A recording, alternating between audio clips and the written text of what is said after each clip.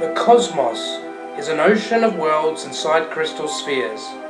However, outside the crystal spheres, the ocean itself is composed of nothing but a rainbow ether that sometimes forms rivers between worlds. The gods and goddesses fear this gassy ether. The question is, why? The term actually has two meanings. It is either the space in between the crystal spheres that houses the worlds, or the actual gassy ether that covers it all.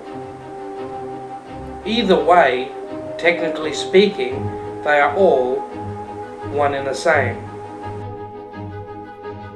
The density of this ether, or some would call it ethereal fluid, fluctuates in the vast void, forming rivers and currents between worlds. As a substance, it is extremely interesting. Quite simply, nobody knows what it is made out of. It is not composed of any material or any element known to any world. The crystal shell that houses every single world is particularly designed to prevent this ether from ever entering, and it does this job very well. The crystal shells cannot be pierced, cracked, or broken, and furthermore cannot be harmed or manipulated by any god or goddess. Natural portals open every so often on the shell that allow passage from one side to the other, so these portals do not let the ether through. All this being said, the reality is that nobody knows what the ether is, and while on that topic, nobody knows who created it and what its purpose actually is. Nobody knows who created the shells that keep the ether out, or what kind of power keeps it from breaking. There are, of course, many dangers that exist within the depths of the ether. The key element with ether in this regard is that it is extraordinarily flammable. Gods and goddesses have no access to the ether. They have no power in the ether. This is why they fear it. People have gathered their own theories as the truth about the ether and the crystal shells that surround all the known worlds. Of these theories, 6 have gained some ground. Quote 1. The gods and goddesses created the shells and the flow to divide up their territories. Theologians love to advance this argument, but it places some limit on the powers they worship. Space is infinite, even for an omniscient deity, so they broke it up into chaos, the flow, and order, the shell. The shells are easier to handle, and more orderly than the swirling chaos outside. The gods and goddesses then divided the spheres up amongst themselves to test good versus evil and law versus chaos. Some demigods have claimed this to be the truth, yet note that they would do so even if it were not so. 2. The gods have gods themselves, which created the cosmos and let them loose in it. A troubling thought, though a school experiencing a rebirth recently experienced their gods and goddesses at very close range and found them wanting.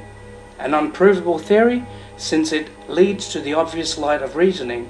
Well, if our gods have gods, why don't we have beings that think of us as gods? 3. The ether is a naturally occurring object. The gods and goddesses created the various shells to settle and domesticate it. The rainbow ocean is like a stream, and the shells are like cities being built along the stream. Eventually the cities will join and the stream disappears entirely. This would explain most godly reluctance to talk about a part of the cosmos, the flow, where their power doth not reach. 4. The gods and goddesses fear the flow and build the shells to keep it out. 5. The gods and goddesses fear mortals and other sentient beings and built the shells to keep them in. 6. The ether and the shells are naturally occurring. The gods and goddesses only moved in and set up shop. Someone or something else built the house, and the gods and goddesses just arrived to move around the furniture. disliked by theologians because it implies that the powers that be are no more than adventurous interlopers in their own right, playing the last of the most powerful races as saps and suckers with a load of bunk about creating the cosmos. As with the other theories, it cannot be proved." End quote. In the end, most people are divided into two main camps: those that surmise that the crystal shells were created and positioned by the gods and goddesses themselves to protect their worlds from the ravages of the Aether, and then there are those who believe that such shells were placed by an even higher authority than the gods and goddesses in order to keep them and mortals inside and confine their activities. The reality is that crystal shells do indeed keep the gods and goddesses inside, where they possess no power over worlds where they don't have a dedicant following. So now, to answer the question, why do gods fear space? They fear it because they have no control over it. They have no power over it, and they cannot see in it. It doesn't really seem that the gods and goddesses have the ability to change or manipulate the crystal spheres. This lends credence to those who believe it wasn't made by them, but maybe by some other higher authority. A scary thought, since if anything were to even happen to the crystal spheres, and the Aether were to get inside, it would mean complete annihilation for both immortals and mortals alike.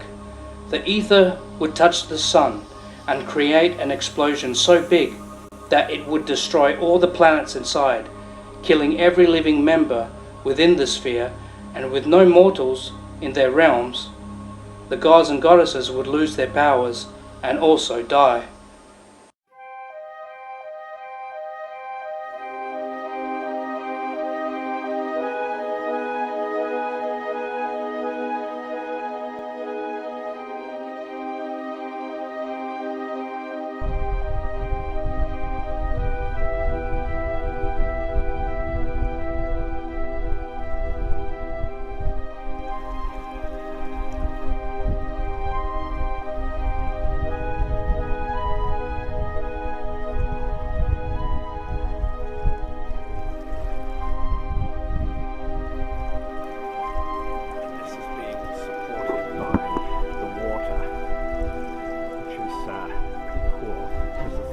Solid granite and ridiculously solid.